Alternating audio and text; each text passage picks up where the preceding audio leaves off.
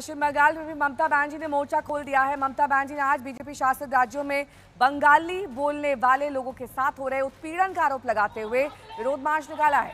ये रैली कोलकाता के college square से शुरू होकर धर्मतला के दोरीना क्रॉसिंग तक गई। इसमें अभिषेक बनर्जी समेत पार्टी के कई बड़े नेता शामिल हुए।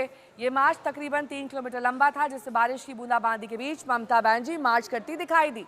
टीएमसी का कहना है कि बंगाली बोलने वाले लोगों को गैर कानूनी प्रवासी बताकर परेशान किया जा रहा है। पार्टी ओडिशा में बंगाली मजदूरों की गिरफ्तारी, दिल्ली में बेदखली अभियान और असम के कूच बिहार में किसान को विदेशी नागरिक बताने की घटनाओं को लेकर नाराज है।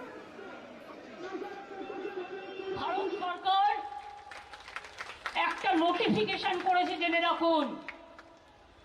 সেই নোটিফিকেশনটা আমরা চ্যালেঞ্জ করব।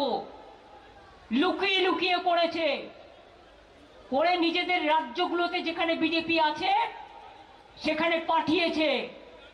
তাতে পরিষ্কার বলা হয়েছে, যাকেই সন্দেহ হবে বাংলা ভাষায় কথা বলে অ্যারেস্ট করবে, ডিটেনশন ক্যাম্পে, মানে হোল্ডিং এরিয়া, ডিটেনশন ক্যাম্প যাকে বলা হয়, সেখানে রেখে দেবে।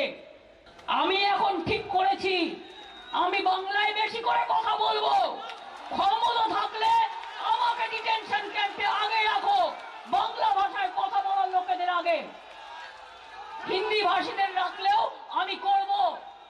It is more than emergency and illegal detention.